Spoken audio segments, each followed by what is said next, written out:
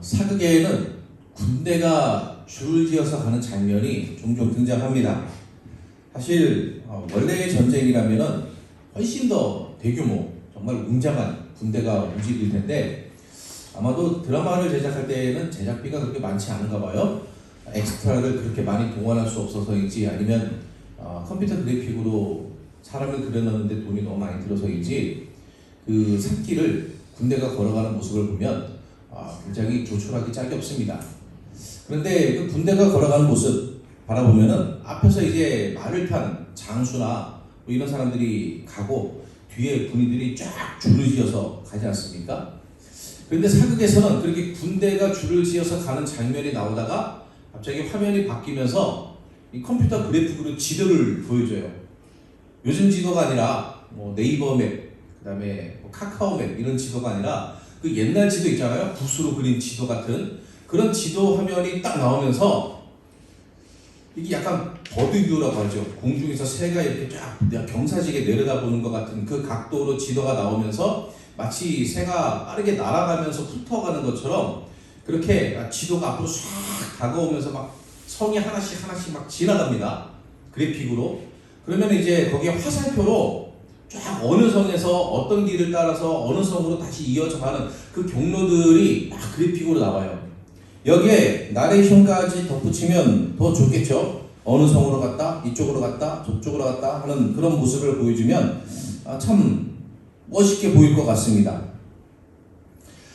전쟁을 하는 장면을 다 보여주지 않아요. 사실 뭐 전투 장면을 일일이 다 보여주면 시간도 많이 걸리고 박진감이 넘칠 수는 있겠지만 액션 장면 좋아하시는 분들은 그런 거 좋아할 수도 있겠지만 역사적인 사실을 다루는데 이 너무 오래 걸리니까 그런 장면들을 빨리빨리 생략하고 이 성 지나가고 저 성 지나가고 이 전쟁의 추이를 아주 속전속결로 빨리 보여주기 위해서 쉽게 말하면 줄거리를 요약해서 보여주는 것처럼 화면을 그렇게 넘겨갑니다. 본문이 꼭 그런 장면 같아요. 8절은 기브아, 라마, 베다웬이라는 지명을 이어서 보여줍니다. 마치 이 지도가 컴퓨터 그래픽으로 화면에서 각 성을 훑어서 지나가는 것처럼 그렇게 기브아에서 라마로, 라마에서 베다웬으로 이 화살표를 그려서 군대가 가는 방향을 보여주는 것 같은 그런 효과를 나타내고 있어요. 나팔을 분다. 나팔을 분다는 것은 군대의 진격을 의미합니다. 그러니까 군대가 기브아, 라마를 거쳐서 베다웬으로 진격한다는 표현이에요. 본문에 등장하는 이 지명들은 다 베냐민 지파에 속한 성들입니다. 베냐민아, 내 뒤를 쫓는다 이렇게 표현하고 있죠. 군대가 베냐민의 뒤를 쫓아 진격하는 모습입니다. 남쪽에서 북쪽으로 진격해요. 예루살렘에서 가까운 기브아에서 라마를 거쳐 베냐민의 북쪽 경계에 있는 베다웬까지 이어집니다. 지난주에 살펴본 것처럼 베다웬은 베델의 별명이에요. 전혀 의미는 다르죠. 베델은 하나님의 집, 베다웬은 우상의 집, 허무의 집 이런 뜻을 가지고 있어요. 예루살렘, 즉 유다의 군대가 기브아, 라마, 베다웬으로 진격하면서 남쪽에서 북쪽으로 베냐민 땅을 훑고 가는 그런 모습입니다. 베냐민 지파의 땅을 점령해가는 모습, 그게 8절이 그려내고 있는 장면이죠. 여러분 알폰스 도데의 소설 마지막 수업 학창시절에 배웠던 기억 나실 것 같아요. 프랑스와 프로이센, 이 프로이센은 현재 독일이죠. 프랑스와 독일, 프랑스와 프로이센 그 사이에 위치한 알자스 로렌 지방의 이야기입니다. 1871년에 보글전쟁은 프랑스와 독일, 그러니까 프로이센과 프랑스의 전쟁이에요. 이 전쟁에서 프랑스가 패해서 알자스와 로렌은 프로이센의 영토가 됩니다. 그래서 독일어만 가르치도록 했어요. 마지막 프랑스어 수업에서 선생님이 칠판에 프랑스 만세라고 쓰고 눈물을 흘립니다. 소설을 읽으면서도 그 장면에서 가슴이 뭉클했던 그런 기억이 납니다.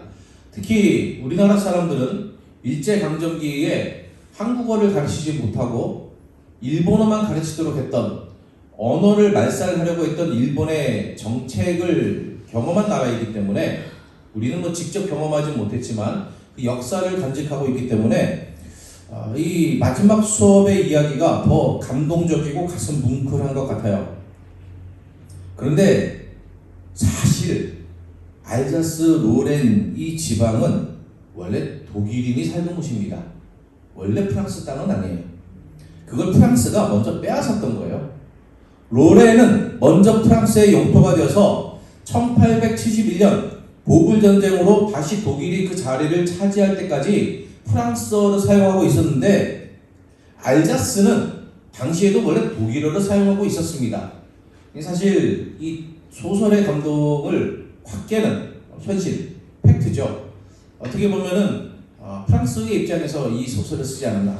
그래서 그런 것 같아요. 베냐민 지파의 땅이 알자스 로렌과 비슷한 처지였어요. 원래 베냐민 지파는 북쪽 이스라엘에 속한 땅이었습니다. 그럴 수밖에 없죠. 베냐민 지파는 이스라엘 초대왕 사울을 배출한 지파입니다. 그리고 그 사울의 왕조가 무너지고 다윗이 왕권을 차지한 이후에 나라가 갈라질 때에 다윗의 계열을 이어가는 이 유다 지파와 그리고 나머지 이스라엘 지파로 갈라지게 되는데 나머지 이스라엘 지파의 베냐민은 어디에 붙겠습니까? 당연히 북쪽 이스라엘에 붙습니다. 왜냐하면 다윗 왕조와는 원수지간이기 때문에 그래요. 사울의 왕조를 다윗이 빼앗아갔다. 다시 말하면 우리 베냐민 지파의 왕조를 유다 지파가 빼앗아갔다라고 생각하기 때문에 당연히 유다 지파와 갈라졌습니다. 그래서 북쪽 이스라엘의 영토에 속했는데 이 베냐민 지파가 유다 지파와 접경하고 있단 말이죠. 어떻게 보면 유다 지파 안에 쏙 들어간 것처럼 보일 정도로 유다 지파와 아주 붙어 있습니다. 이 베냐민 지파는 거대한 두 지파, 유다 지파와 북쪽으로는 이스라엘의 첫 번째 왕조, 북쪽 이스라엘의 첫 번째 왕조, 여로보암의 왕조가 되었던 그 에브라임 지파와 맞대고 있어요. 그러니까 그 사이에 샌드위치처럼 끼어 있는 거예요. 그렇기 때문에 유다와 이스라엘이 전쟁을 벌이면 어느 쪽이 이기냐에 따라서 이쪽으로 끌려갔다가 저쪽으로 끌려갔다가, 그러니까 알자스 로렌 같은 처지였던 거죠. 이 본문이 기록된 시점에는 북쪽 이스라엘에 속했습니다. 그런 상황에서 이스라엘이 아람과 동맹을 맺고 유다를 공격해요. 북쪽에서는 아수르가 커져가고 있었는데 이 아수르를 막아내려면은 남쪽에 있는 유다가 뒤통수 칠 것을 미연에 방지해야 했습니다. 그래서 아람과 손을 잡고 이 유다 먼저 처리하자, 그렇게 동맹을 맺은 거예요. 그랬더니 유다는 아수르에게 도움을 청합니다. 우리 힘으로는 이스라엘과 아람의 연합군을 막을 수가 없으니 아수르 당신들이 도와주시오. 그래서 아수르가 아람을 박살을 내버립니다. 아람의 수도인 다메섹을 점령해버려요. 그리고 아람 왕을 죽여버립니다. 그러자 이스라엘은 아수르를 감당할 수 없으니까 유다에 대한 공격을 멈추고 뒤로 물러서게 되죠. 바로 이 틈에 유다는 허술해진 이스라엘의 남쪽 국경을 공격해서 베냐민 땅을 점령하는데, 그렇게 유다가 이스라엘 땅을 공격해서 점령한 것이 본문에 기록된 기브아, 라마를 거쳐 베다웬으로 베냐민 지파의 땅을 점령해 가는 과정을 보여준다는 거죠. 그런데 이걸 본문은 문제로 삼고 있습니다. 기브아와 라마와 베다웬, 이 베냐민 지파의 땅을 빼앗기는 것은 어떻게 보면 이스라엘의 심판을 받는 거예요. 이스라엘이 지금까지 하나님을 떠나서 죄를 지어왔기 때문에 그 심판을 받는 것인데, 이스라엘이 심판을 받아서 베냐민 지파의 땅을 빼앗기면 유다로서는 그 심판의 도구가 된 것이니까 잘했다고 칭찬을 받아야 하지 않습니까? 유다야, 너는 내 뜻대로 이스라엘 땅을 잘 빼앗았다 하지 않습니까? 그런데 그렇지 않아요. 10절에서는 유다의 지도자들을 경고합니다. 그들이 잘못했다는 거예요. 근데 무엇을 잘못했는가? 경계표를 옮겼다, 그렇게 이야기합니다. 경계표를 옮겼다. 지금은 등기부 등본 보면은 이 건물 누구 건지 알 수 있습니다. 그리고 땅도 누구 건지 알 수 있어요. 지적도라는 게 있죠. 그 지적도가 100% 정확한 건 아니에요. 그래서 전국 방방곡곡에 어떤 곳에는 그 지적도의 오류 때문에 그 땅으로 인한 분쟁이 일어나는 곳들이 많이 있습니다. 네 땅이다, 내 땅이다. 그래서 지금까지 잘 잘 사용해온 땅인데 갑자기 진짜 땅 주인이 나타나서 여기까지가 내 땅이다. 실제로 측량해보니까 여기 내 땅이더라. 그래가지고 갑자기 거기다 담을 쌓아가지고서는 거기 살던 사람이 문도 못 열고 나오는 그런 상황에 처하기도 하고 뭐 다투고 법정 분쟁 가고 이런 일이 벌어집니다. 그러나 그런 특별한 경우가 아니라면 보통 지적도를 보면 땅의 경계가 명확해요. 측량해서 어디부터 어디까지가 누구 땅이다. 그런 게 명확합니다. 심지어 정말 짜투리 땅, 건물과 도로 사이에 화단 하나 놓을 정도의 아주 좁은 땅도 임자가 따로 있으면은 그 임자가 가진 땅이 땅 주인의 땅이 정확하게 지적돼 표시가 되는 거예요. 그래서 거기다가 뭐 울타리를 치기도 하고 뭐 다른 것들을 하기도 합니다. 그런데 본문의 시대에는 그렇지 않았죠. 그렇게 지적도가 있지도 않았고 땅의 경계를 명확하게 표시할 만한 방법이 그렇게 썩 마땅치가 않았습니다. 그래서 어떻게 합니까? 돌을 세웁니다. 여기부터 여기까지가 내 땅이다. 땅의 시작과 끝에 돌을 세웁니다. 때로는 이 돌을 세운 그 사이사이를 줄로 연결해서 이만큼이 내 땅이다. 그렇게 표시를 하기도 해요. 뭐 울타리를 칠 수도 있겠지만 대부분 돌을 세웠습니다. 그 돌이 경계표예요. 이걸 슬쩍 옮기는 사람이 있습니다. 옮기고 싶지 않겠습니까? 사실 이게 담벼락 같으면 그렇게 쉬운 문제가 아닌데 돌이면은 밀면 되잖아요.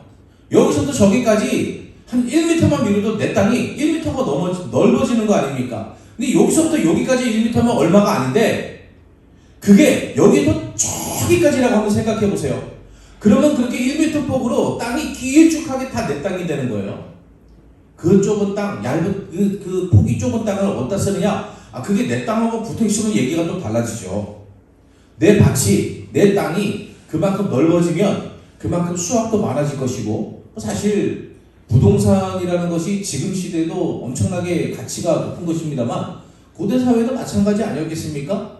땅이 그만큼 넓다는 것은 그만큼 부자란 이야기죠. 남의 땅 그렇게 경계표를 옮겨서 차지하는 경우가 있었어요, 실제로. 그래서 율법에 하나님께서 이스라엘 백성들에게 주신 율법에 경계표를 옮기지 말라는 경고가 있습니다. 사람이 경계표를 옮기고 싶어 한다는 것을 알기 때문에 하나님께서 하지 말라고 미리 못 박아두신 거예요.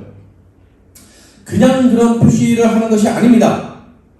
당연히 어떤 사람의 권리인 땅이니까 그건 당연하죠. 법적으로 도덕적으로 당연하지 않습니까? 그런데 율법에는 그보다 더 큰 의미가 있어요. 이스라엘 백성이 가나안 땅에 들어가서 그 땅을 차지하고 땅을 지파별로 나눠줍니다. 그리고 지파별로 나눠준 땅을 또 가문별로 나눠줍니다. 그 가문별로 나눠준 땅을 영영 팔 수가 없게 되어 있었어요. 남의 땅이 될 수가 없는 겁니다. 살다 보면 가난해서 땅을 팔 수도 있어요. 그러면 희년, 즉 50년째 해가 돌아오면 원래 주인에게 묻지도 따지지도 않고 그 땅을 돌려줘야 됩니다. 빚을 갚지 못해도 땅을 돌려주는 거예요. 그러니까 한 47년째에 빚을 지고 땅을 팔았다. 담보로 땅을 내놓고 빚을 졌다. 그러면은 한 3년 갖고 있다가 땅을 주인에게 돌려줘야 된다는 이야기입니다. 사실 희년이 다가오면 일부러 땅을 담보로 빚을 주지 않으려는 그런 사람들도 있었어요. 하나님은 이런 인간의 얄팍한 꼼수를 다 아시고 희년이 다가온다고 해가지고 빚을 주지 않는 것도 죄다. 그렇게 율법에 또 못 박아 놓습니다. 그러나 이스라엘의 희년이 지켜진 적이 없어요. 사람의 욕심은 끝이 없습니다. 사람의 욕심은 율법을 넘어서는 것 같아요. 그래서 실제로는 그 땅이 영영 남의 손에, 다른 지파, 다른 가문의 손에 넘어가는 일들이 너무 많이 있었죠. 또 하나의 제도는 고엘이라는 제도입니다. 이 고엘이라는 제도는 빚을 진 사람이 갚을 능력이 없을 때에 그 친족들 중에서 유력한 사람, 가까운 친족들 순서로 능력되는 사람이 그 땅을 대신 사주는 거죠. 대신 사주는데 자기 이름으로 사는 것이 아니라 그 빚을 진 사람, 그 땅의 원래 가문, 그 원래 주인의 이름으로 땅을 사는 거예요. 그러니까 사실 나는 돈만 되고 내 땅이 넓어지는 건 아닌 겁니다. 도의적인 책임을 지는 거죠. 혈족, 친족, 가문으로서 도의적인 책임을 지고 우리 가문의 땅이 다른 가문의 손에 넘어가지 않도록 공동체적인 책임을 지는 거예요. 그 그 고해 제도에 유명한 것이 룻기에 등장하는 보아스의 행동입니다.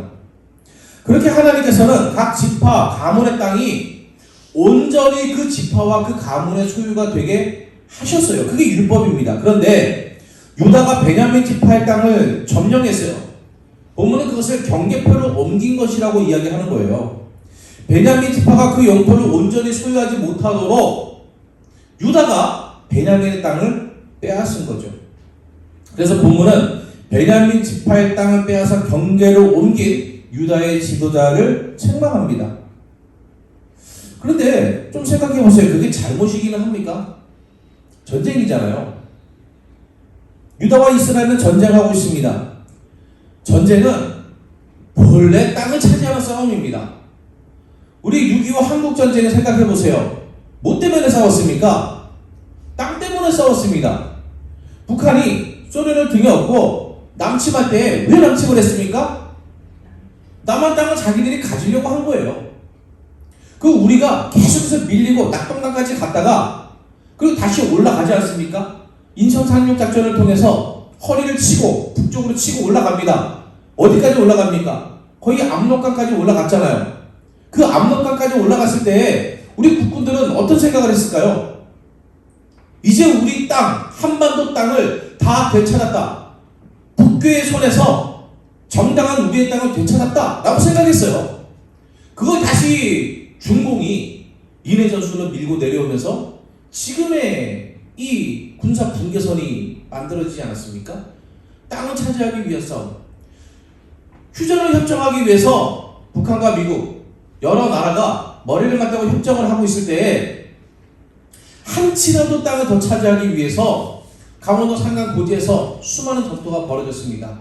그 짧은 시간 동안에 전체 전쟁 동안에 벌어졌던 그 희생보다 더 많은 희생이 치러졌다 해도 과언이 아닐 정도로 수많은 사람들이 그 몇백 미터의 땅을 더 차지하기 위해서 엄청나게 싸웠어요. 전쟁은 원래 그런 거예요. 현대의 전쟁은 땅을 차지하기 위한 싸움이 아닐 수도 있습니다. 자원을 차지하기 위한 싸움, 주도권을 위한 싸움, 그런 것일 수도 있겠죠. 미국이 중동에 땅 가지려고 전쟁을 하겠습니까? 아니에요. 그곳에 있는 자원을 가지려고 전쟁을 하는 거예요. 현대의 전쟁은 좀 양상이 다를 수 있겠죠. 그러나 지금 우크라이나 러시아의 전쟁, 이스라엘과 이란의 전쟁, 다 무슨 전쟁입니까? 결국은 땅의 전쟁입니다. 고대 사회의 전쟁은 더더욱 마찬가지예요. 지금처럼 자원이 중요한 시대, 땅보다는 그보다 더 중요한 것이 있는 이런 시대가 아니라 땅 그 자체가 중요했던 고대 사회에서는 전쟁은 그냥 땅 차지하려고 하는 겁니다. 그러니 땅을 차지하는 것이 잘못된 일이 아니지 않습니까? 유다의 왕과 지도자들도 할 말 있지 않습니까? 아니 우리도 전쟁을 해서 땅을 차지하는 게 뭐가 잘못됐습니까? 이스라엘이 우리를 공격해서 우리의 성들을 빼앗으면 그거는 뭐 빼앗겨도 되고 우리는 안 됩니까? 이렇게 이야기할 수 있어요. 그러나 인간적으로 그럴 만해도 정당해도 하나님의 백성은 하나님의 말씀을 벗어나서는 안 되는 거죠. 하나님의 말씀은 그 땅은 각 지파와 가문에게 영원히 귀속된 것입니다. 전쟁에서 정당한 승자의 권리를 집행했더라도 하나님은 유다가 같은 하나님의 백성을 압제한 책임, 땅에 대한 하나님의 명령을 어긴 책임을 묻고 계신 거죠. 정치적, 경제적 정당성도 하나님의 법, 사랑의 법, 긍휼의 법, 약자를 보호하는 법 앞에서는 인정받을 수가 없습니다. 하나님의 사랑은 정당한 권리보다 그로 인해 악한 사람은 없는가? 누군가 고통을 겪지는 않는가? 이걸 먼저 살펴야 되는 거예요. 호세아가 지적하는 또 다른 죄, 에브라임, 즉 이스라엘을 책망하는 죄는 사람의 명령을 따른 거예요. 아수르의 머리를 숙이고 화친을 요청했습니다. 신명기에는 하나님은 하나님의 백성이 하나님을 신뢰하고 그분의 말씀에 순종하여 따를 때에 그들을 치는 대적들이 한 길로 왔다가도 7길로 도망칠 것이라고 했어요. 여러분 이거 기도할 때 우리가 많이 인용하는 구절 아닙니까? 주여 저의 어려움을 돌보시고 고난은 마귀는 한 길로 왔다가도 7길로 도망가게 하시옵소서 기도하잖아요. 하나님께서는 이스라엘이 누구를 의지해야 되는지 가르쳐 주셨어요. 위기 앞에 이스라엘을 회개하고 하나님께 순종해야만 했습니다. 부르짖어야만 했습니다. 그러나 아수르에게 머리를 숙였어요. 적당히 타협하고 눈앞의 위기를 벗어나는 것에 몰두했습니다. 이스라엘도 유다도 자신들에게 닥친 어려움을 알았어요. 병에 걸린 것을 알았고 상처 입은 것을 알았습니다. 문제는 치료법이 틀렸다는 거죠. 그들은 하나님께로 가야 했습니다. 치료할 분은 하나님뿐입니다. 그러나 아수르로 갔어요. 거기서 야레방에게 자신들의 병을 고쳐달라고, 상처를 낫게 해달라고 요청했습니다. 잘못 갔어요. 치료법이 틀렸어요. 병에 걸린 것을 알았다고 해서 문제가 해결되는 것이 아니죠. 치료법이 맞아야 됩니다. 골절 환자가 소화제 먹는다고 뼈가 붓는 게 아닙니다. 감기에 걸렸는데 머리가 아프다고 머리에 기부스를 하면 두통이 사라집니까? 그렇지 않습니다. 모든 병에는 그 병에 맞는 치료법이 있는 거예요. 아수르의 야레방은 이스라엘과 유다의 병을 고칠 수가 없습니다. 누가 고칠 수 있습니까? 하나님께서는 이스라엘과 유다가 죄를 뉘우치고 하나님의 얼굴을 구할 때까지 찢는다고 하셨습니다. 엉뚱한 데서 병을 고치려고 했기 때문이에요. 그걸 깨닫게 하시려고 찢으시는 거예요. 망하게 하시려고 그런 게 아닙니다. 죄를 깨닫고 뉘우칠 기회를 주셨어요. 고난 속에서 하나님을 찾고 병을 고칠 수 있도록 유일한 치료법인 하나님을 찾도록 기다리며 찢으시고 물러나서 바라보시는 것입니다. 하나님께 가는 것이 병을 고치는 유일한 방법입니다. 육체와 마음의 병이 있을 때 병원에 가지 말라, 그런 말씀이 아니에요. 몸이 아프면 병원에 가야 됩니다. 엑스레이도 찍고 MRI도 찍고 수술도 하고 약도 먹고 그래야 됩니다. 마음의 병이 들었을 때에도 병원에 가야 합니다. 상담도 하고 잠을 못 자면은 약도 처방받고 항우제 같은 것도 받아서 이 마음을 좀 가라앉히고 좀 그래야 됩니다. 그렇게 나쁜 게 아니죠. 당연합니다. 그래야 됩니다. 그러나 영혼의 병, 죄로 인한 병은 하나님께 가야만 고칠 수 있습니다. 보혈을 지나 하나님께로 나아가 병든 우리의 영혼이 새롭게 되기를 원합니다. 엉뚱한 것에서 우리의 영혼을 치료하려 하지 말고 우리 삶의 문제, 인생의 고난, 우리 영혼이 흔들리는 이 문제들을 가지고 하나님께로 나아가기를 원합니다. 하나님께만 답이 있음을 고백하며 하나님의 법에 순종하고 그분의 말씀을 따라 올바른 치료법을 통하여 하나님께서 싸매시는 은혜를 누리기를 간절히 원합니다.